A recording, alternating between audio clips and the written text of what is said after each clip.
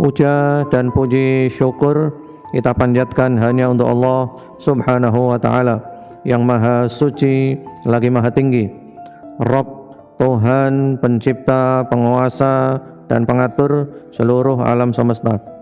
Salawat dan salam, pujaan, sanjungan, kemuliaan, kehormatan dan salam sejahtera selalu tercurahkan untuk junjungan kita Nabi Muhammad sallallahu alaihi wasallam, keluarganya, para sahabatnya dan pengikutnya yang setia sampai hari kiamat nanti.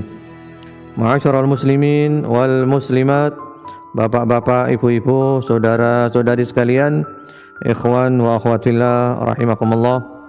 Alhamdulillah, pagi hari ini Allah mudahkan kita untuk sholat subuh berjamaah tepat waktu. Kemudian Allah mudahkan kita duduk berzikir kepada Allah, mengadakan kajian sampai syuruk nanti, dan kita tutup dengan sholatu sunnatil isyraq, sholat isyraq 2 rakaat. Mudah-mudahan Allah berikan kepada kita semuanya ganjaran seperti haji dan umrah yang sempurna dan sempurna. Dan mudah-mudahan Allah jadikan kajian kita, perkumpulan kita, pertemuan kita penuh dengan rahmat kasih sayang Allah, penuh dengan barakah. Allah menambah untuk kita semuanya keimanan, keyakinan, kefahaman dan ilmu yang bermanfaat. Allahumma amin.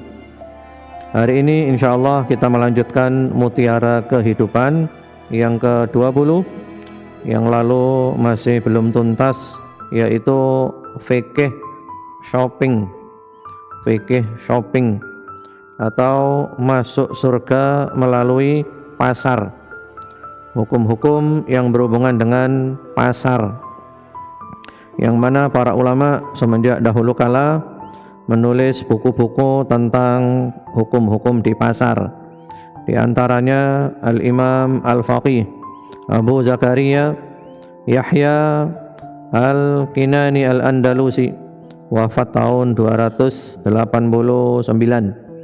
Kemudian ulama kontemporer Syekh Ahmad Ad-Darwish, yang mana mereka nulis buku-buku tentang hukum-hukum seputar pasar. Dan insyaallah kita lanjut yang lalu. Kita sudah membahas ayat-ayat Al-Quran, hadits-hadits Nabi dan ucapan para sahabat, para salafus saleh tentang pasar.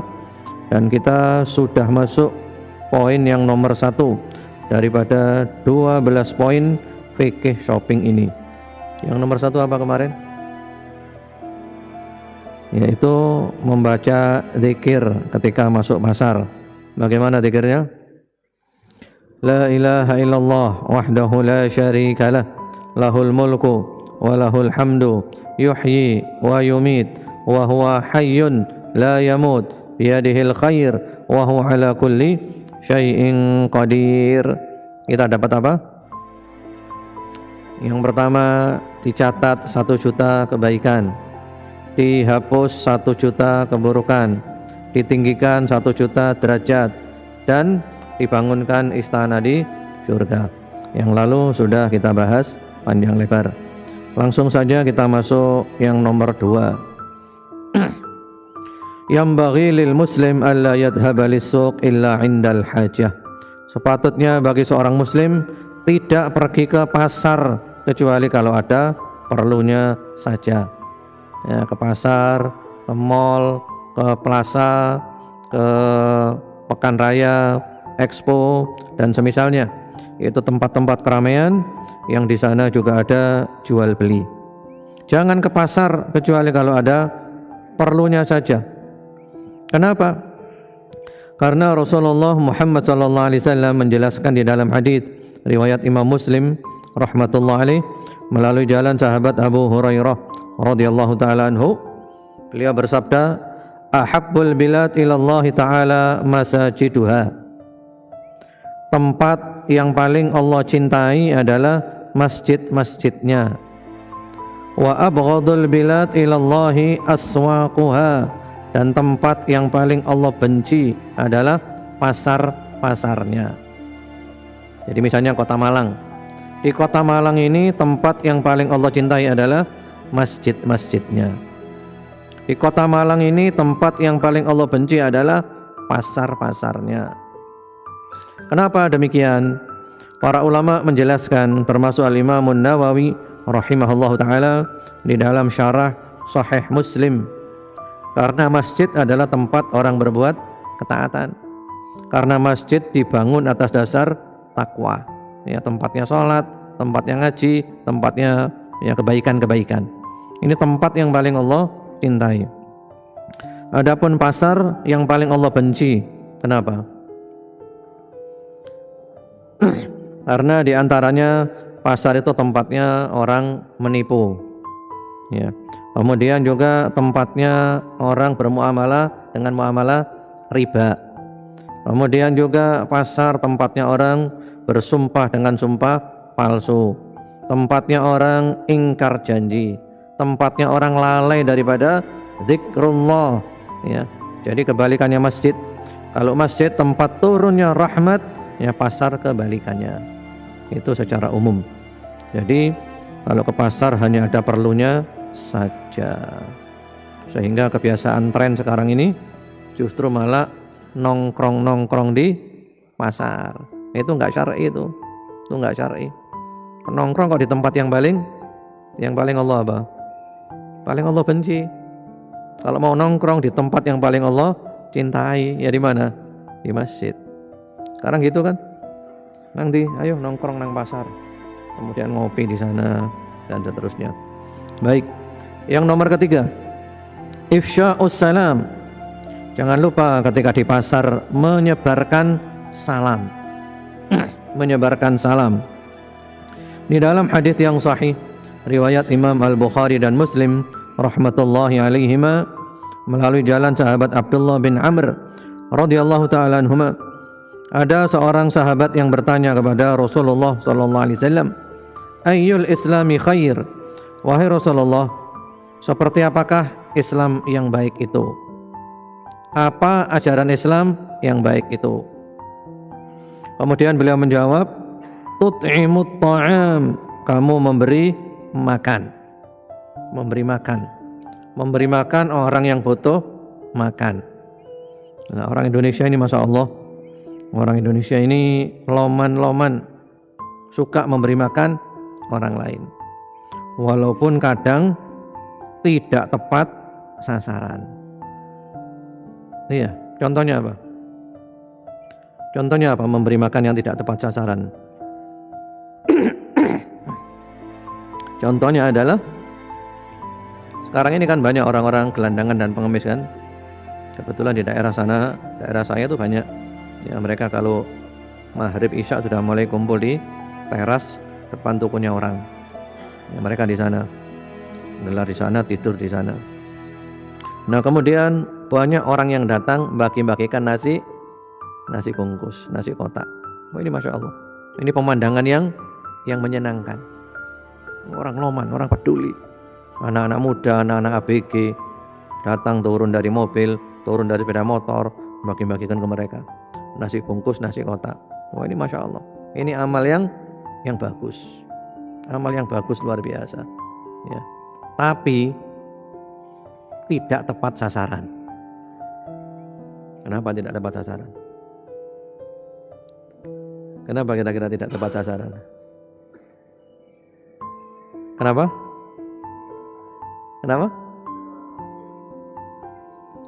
Mungkin juga ada lagi yang lebih kurang tepat. Apa kira-kira? Profesi. Ada lagi yang kurang tepat.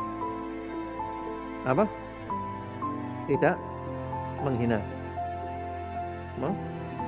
Membina.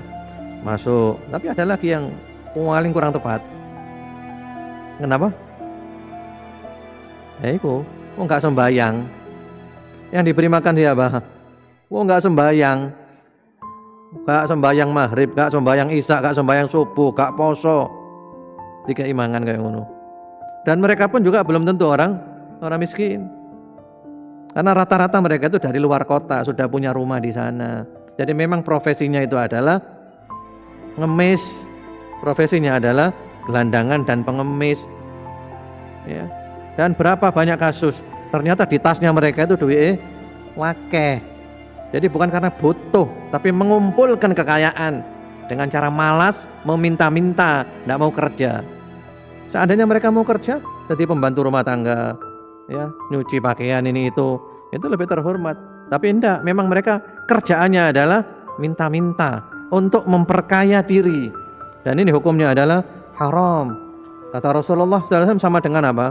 Orang yang mencakar wajahnya, orang yang mencakar badannya dengan kuku dari tembaga.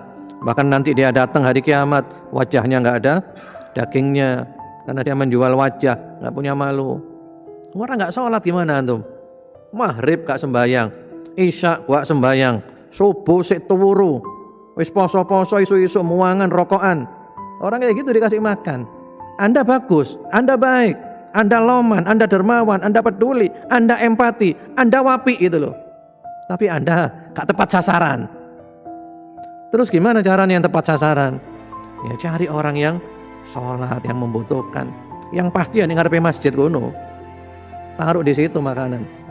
Yang membutuhkan silakan ngambil. Wis pasti yang ngambil orang yang apa? Yang sholat. Soal mereka butuh tidak butuh urusan mereka dengan Allah. Taruh depan masjid. Jadi orang-orang bambang-bambang, landangan pengemis kalau mau makan nang masjid sembayango. Enggak toko masjid njupuk iku. Seperti itu. Jadi enggak tepat sasaran itu. Apalagi juga itu akan memperbanyak orang yang seperti itu, gelandangan dan pengemis. Karena mereka merasa apa? Enak, enjoy, diperhatikan orang. Kadang sekali ngirim itu uang telu, oleh telung bungkus. Jadi ngomongane mirip, iki apa iki? Rames, iki pecel, iki kapsah miliki wis. Iya, kadang masih jual telu. Karena apa? Karena baiknya orang Indonesia, karena lomannya orang Indonesia. Betul, saya tahu sendiri. Kok wong teko bagi-bagi tele siji. Wong teko maneh bagi-bagi maneh. Terima maneh tele siji. Wong teko maneh, antum kalah antum. Antum sak bungkus iki telung bungkus maneh. Iya. Jadi seperti itu. Jadi memberi makan orang itu amalan yang bagus, tapi juga usahakan yang tepat sasaran gitu loh, tepat sasaran. Apalagi ketika kita melihat orang minta-minta di lampu merah sambil gendong anak. Antum kalau lihat seorang ibu gendong anak kecil minta-minta di lampu merah, perasaan antum apa? Apa? Kesian sama siapa? Kalau saya enggak, mohon maaf ya, kita beda pendapat ya. Kalau saya ibu dosoi, anaknya di Pulau Soro, anaknya dieksploitasi untuk menjadikan orang itu iba, untuk menjadikan orang itu tidak tega dengan memanfaatkan anaknya. Karena banyak kasus memang mereka manfaatkan anak, cek wong gak tega, iku nyiksa anake. Bahkan kadang anaknya dikasih obat tidur, cek gak cerewet. Sehingga pernah ada kasus ya, setelah malam itu mereka tukar uang banyak di sebuah toko, duit wake, dijual duit cilik. Anaknya lumpuh, anaknya kayak wong teler. Kenapa? Dikai obat wake, cek gak nangis. Ini dosa iki.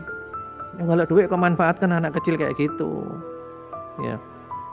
Ya inilah, dan ini sebenarnya kalau menurut Undang-Undang Dasar 45, tanggung jawabnya siapa ini? Tanggung jawabnya siapa? Iya. Ya mudah-mudahan aja antum menjadi pejabat, Bu. Kalau antum menjadi pejabat, antum urusi mereka. Iya, diurusi, tanggung jawab mereka itu. Bagaimana mereka diperhatikan dengan baik. Kalau memang mereka kaya, ya dicewir, kok mulia. Ayo mulia nang kotamu kono, kon sugih kok nang rene.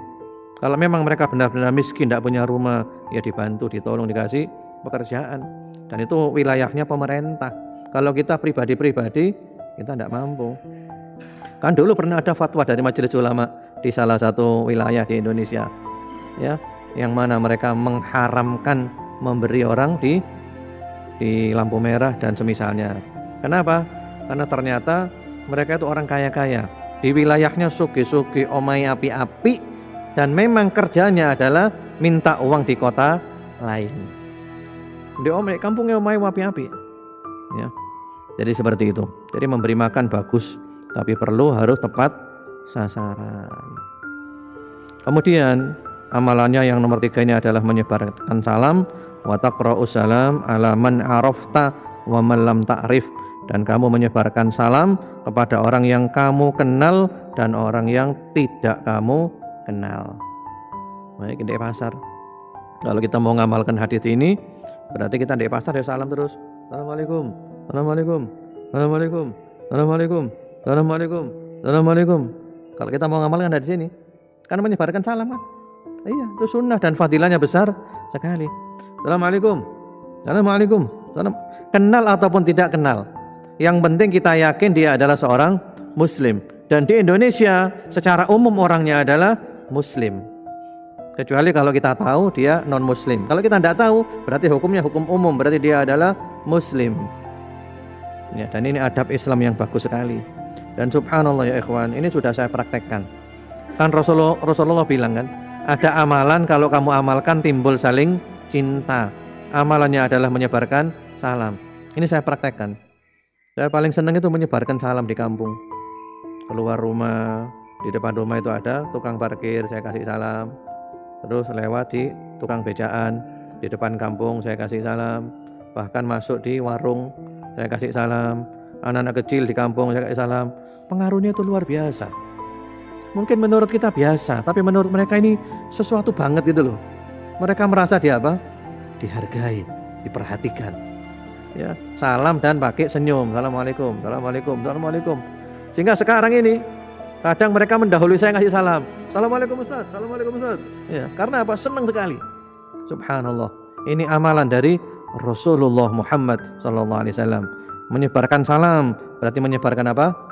Menyebarkan kedamaian ke dunia. Assalam, perdamaian.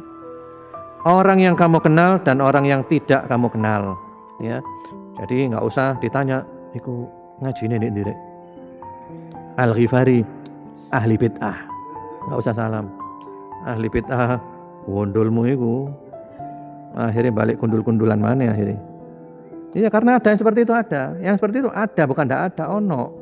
Podo Islami, hanya beda apa? Beda pengajian. Gak kalau mengkai salam. Bahkan kita kasih salam pun tidak dijawab. Dan saya buktikan itu. Alasannya nggak dengar. Saya coba saya kasih salam dengan suara yang keras. Assalamualaikum. Cek krungu. Tak delok cangkeme. Meneng tok. Gak jawab aja nih. Oh, gondol iki aja nih. Ajaran opo iki? Oh, ajaran opo iki? Itu bukan ajaran Islam, itu ajarannya iblis itu. Ya, podo Islami, podo syahadati, podo sembayangi, podo ahlus sunnah wal jamaah. Hanya mungkin ada beda-beda masalah furu'iyah. Sudah tidak mau salam, tidak mau jawab salam. Padahal Nabi bilang apa? Orang kamu kenal dan tidak kamu kenal. Ya. Baik, itu menyebarkan salam di pasar, dipraktekkan. Jangan sungkan-sungkan, ojo sungkan. Di pasar ketemu wong salam, assalamualaikum, assalamualaikum. Kecuali kalau lawan jenis dan khawatir fitnah. Ojo salami moro mele-mele, antum iki sing jaga toko mayu rek. Assalamualaikum. Ya gak oleh. Justru kalau lawan jenis khawatir fitnah enggak boleh ngasih salam kalau khawatir fitnah. Ya, coba antum praktekkan ini. Gak apa-apa, engko diwara wong stres gak apa-apa. Iki rupanya telat ngombe obat hari rek. Gak apa-apa, enggak apa-apa. Ya. Kalau antum dengar mereka bilang gitu, antum jawab, "Enggak, ini sunnah. Saya bukan terlambat minum obat. Ini sunnah," gitu ya. Mungkin kamu terlambat minum obat karena kamu enggak kasih salam. Jadi balik ngono ae wis. Baik, yang nomor keempat. Yang nomor keempat adalah al-muhafadhu 'alas shalah. Yaitu walaupun di pasar jangan sampai meninggalkan sholat. Tetap sembahyang. Wabil khusus sholat Jumat. Wayu Jumatan cepet-cepet nang masjid. Monggo silakan di pasar. Tapi udah waktunya zuhur nang masjid sih. Alangkah baiknya kalau tokonya ditutup dulu, tiga tulisan. Mohon maaf masih sholat. Ya, sholat dulu.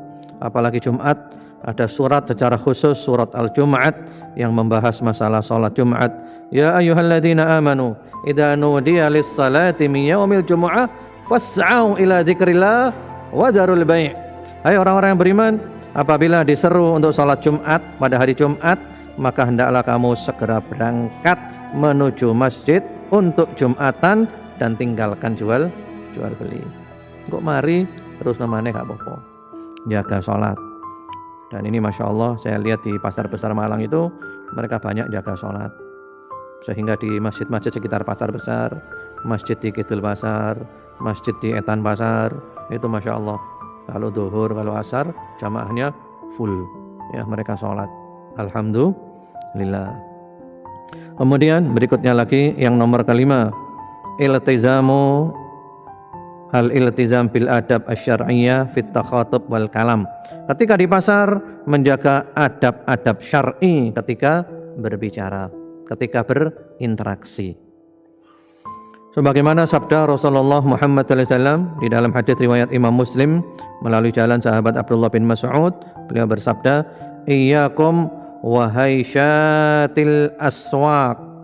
Hati-hatilah kalian daripada haisyat yang ada di pasar-pasar. Haisyat diterangkan oleh Imam An-Nawawi rahimahullah taala, di antara maknanya itu adalah ribut di pasar, bertikai di pasar, tukaran di pasar, mengeraskan suara di pasar, dan fitnah-fitnah yang ada di pasar. Hati-hati, karena pasar tempatnya itu semuanya, termasuk tempat mengeraskan suara, bengak-bengok di pasar. Masih ada enggak sekarang ini? Kalau dulu kan ada kan bengak-bengok, nah itu enggak boleh sama Nabi. Hati-hatilah daripada teriak-teriak di pasar, mengeraskan suara di pasar, ribut, tukaran, dan yang lainnya. Kemudian yang keenam, kaful adza 'anin nas. Hendaklah ketika di pasar itu tidak ganggu orang, tidak nyakiti orang. Rasulullah Muhammad SAW di dalam hadis riwayat Imam Bukhari dan Muslim rahmatullahi alaihima melalui jalan sahabat Abu Musa radhiyallahu ta'ala anhu, beliau bersabda, "Idza marra ahadukum fi masjidina aw fi suqina wa ma'ahu nablun ay sihamun falyumsik ala nisaliha aw qala falyaqbid bi kaffihi an yusiba ahadan minal muslimina minha syai'." Subhanallah, ini indahnya agama Islam ya. Apabila seorang dari kamu itu melewati masjid kami atau pasar kami dan dia membawa anak panah, nggawa panah. Tadi mungkin wong biyen nggawa panah. Panah itu kan ujungnya lancip kan. Apa kata Nabi? Hendaklah ujungnya itu dipegangi. Jadi anak panah ujungnya sing lancip itu dicekal. Kenapa? Jangan sampai mengenai orang. Allahu Akbar. Padahal gak sengaja. Sampai segininya Islam itu ngatur ya. Karena apa? Karena di pasar kan rame kan. Boleh jadi nanti ini anak panah kena orang sakit. Maka ujungnya yang tajam itu kamu pegang dengan tanganmu sehingga tidak mengenai orang. Subhanallah, betapa indahnya agama Islam. Jadi intinya jangan ganggu orang, jangan nyakiti orang.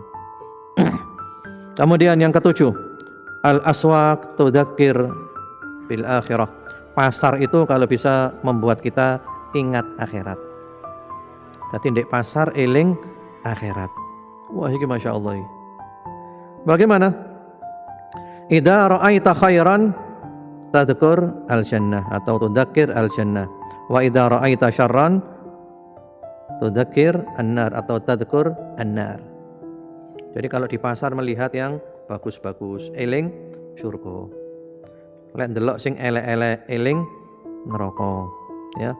Kan di pasar ya, di pertokoan misalnya, di toko ketok barang sing wapi-api, expo, ya langsung eling surga. Subhanallah, surga kaya apa ya? Iki wapi kayak gini rek, Masya Allah rek. Tadi di pasar eling apa? Eling akhirat, eling akhirat. Kalau neraka, kira-kira lihat apa di pasar sing eling neraka? Delok apa eling neraka? Apa?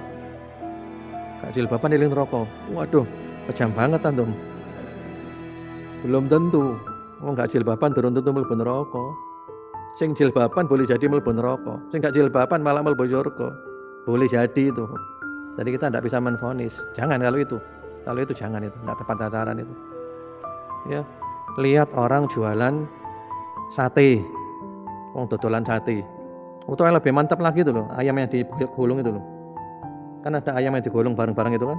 Di Arab biasanya Iya. Itu salafus saleh kalau lihat itu nangis, Pak. Delok wong di pasar, dodolan ayam panggang itu, nangis, Pak. Oh, nangis. Itu penjualnya takon, "Sampean iki apa? Oh, luwe sampean. Sampean mau beli enggak punya uang dah? Mau tak kasih sampean?" Dia bilang apa? "Enggak. Saya bukan lapar. Saya bukan enggak punya uang. Tapi aku bayangno, ini ayam dibakar dalam keadaan mati. Engko ahli neraka dibakar dalam keadaan hidup. Ya opo yo?" Nangis. Subhanallah. Itulah salafus saleh. Ini kambing dibakar, maka kambingnya wis mati. Lah ahli neraka dibakar dalam keadaan hidup-hidup, diobong bengak-bengok di neraka. Subhanallah. Jadi di pasar ingat surga dan neraka. Allah luar biasa ya. Mudah-mudahan Allah selamatkan kita dari api neraka. Apalagi antum lewat orang jualan emas, pandai besi, kan diobong kan, emas diobong sampai apa? Sampai meleleh itu. Aduh, salafus saleh dulu lihat iki, merinting nangis. Aduh, iki emas diobong leleh rek. Lah kok awake dhewe diobong kaya apa kok? Ya, apalagi api neraka itu 70 kali lipat api dunia yang paling panas. Ya obong ya diobong nek neraka ya. Jadi pokok kalau lihat yang indah-indah ingat surga, lihat yang buruk-buruk ingat neraka. Kalau lihat perempuan cantik ingat apa? Tapi jangan disalahgunakan. Moro nang pasar ten delok wedok sing ayu-ayu, cek eling surga. Enggak, itu dosa lagi nanti. Karena melihat orang perempuan dengan sengaja ya, apalagi disertai syahwat itu adalah dilarang. Jadi maksudnya bukan itu. Itu. Boleh ndelok wong elek eling neraka. Jojo neraka kayak gini, jangan, itu kejam sekali itu. Ya, wallahu alam. Baik, itu dulu aja daripada kita terburu-buru cepet-cepetan. Berarti kita masih belum tuntas. Insyaallah kita lanjut hari Rabu depan yang ke-8 sampai tuntas. Wallahu alam. Monggo kalau ada yang mau ditanyakan, tafadhol silakan.